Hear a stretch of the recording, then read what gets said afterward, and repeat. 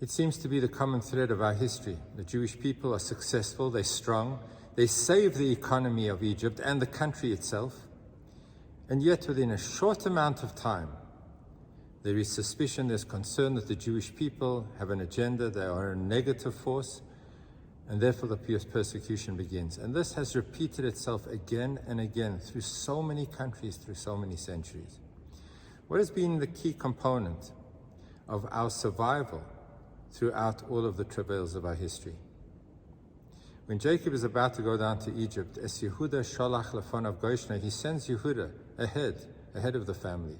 And the Midrash explains that Yehuda was sent to establish a yeshiva, an academy of learning, so that Jewish education would be the core of the community displaced in Egypt. And this becomes a model for all of us in terms of being connected to Jewish education and values, and that this is the survival of our family, of our community. When Jacob asks Joseph to promise him that he will take his remains, his bones, from Egypt to the promised land, Joseph responds, "Anochi e'aseh dvarecha," I will fulfill your request. But as the commentaries point out, much more profound than simply saying, I will deliver, I will do exactly as you've asked me to do, and I will take your bones up to Israel.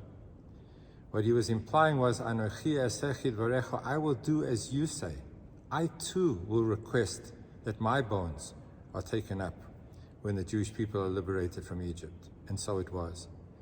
What happens when we request of our children to fulfill a mission, and not only are they ready to deliver on our request, but their request becomes the same as ours. They have the values that will want the same things that are important to us in terms of our faith, in terms of our religion, connection to Hashem.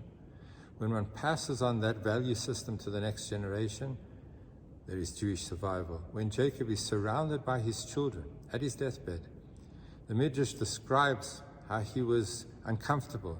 He could not find peace because he turned to his children and he said, is there anyone amongst you who does not believe in the God of Israel, who is not part of the program, not with the Jewish mission? And every one of his children, different to the parents of Jacob, Isaac and Abraham, every single one of Jacob's children said, Shema Yisrael, Hashem Elokeinu Hashem Echad. They said to their father, Father, our belief is in God, in the unity, in the oneness of Hashem. That is our complete belief system. And at that point, Jacob responds by saying, Baruch Shem Kavod Malchuto L'Olam Va'ed, words that have been introduced into our Siddur. Blessed be Hashem's name forever eternal, because if my children are part of the program, if they believe as I believe, if they are connected and committed to the Shema Yisrael, then I can bless God, not just now when I'm feeling inspired to bless Hashem, but God's name will be blessed forever eternal, La'olam Va'ed, because generations will carry it through all of the challenges and the difficulties. It'll be passed on from generation to generation. And the message for all of us as we complete the book of Breshit, which talks about the family and the family unit, and we're about to enter into the annals of our people Israel in the book of Exodus.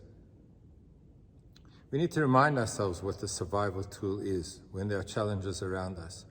It's not only to give our children the best of education so that they can be part of and part and parcel of the community around us, that they have all the methods and means of surviving on equal terms with everyone around them in their game.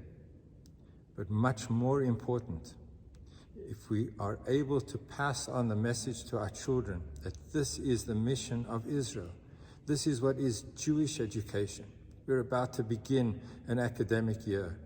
Uppermost in all of our considerations and decisions has to be, where are my children being educated in terms of their values, in terms of their faith, in terms of the Shema Yisrael of my people Israel.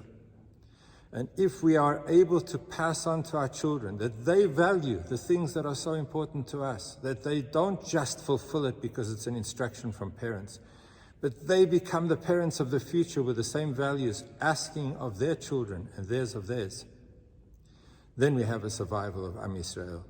May Hashem give us the strength of Vayechi to live, and to live in a way that is profound, that is important, that is attached to the ultimate values of our people Israel. And we end off this Shabbat with the words Chazak, Chazak, Venit Chazek, as we do every time we complete a book of the Torah. Let us be strengthened, let us be strengthened, let us find strength to share with one another. Have a beautiful Shabbos.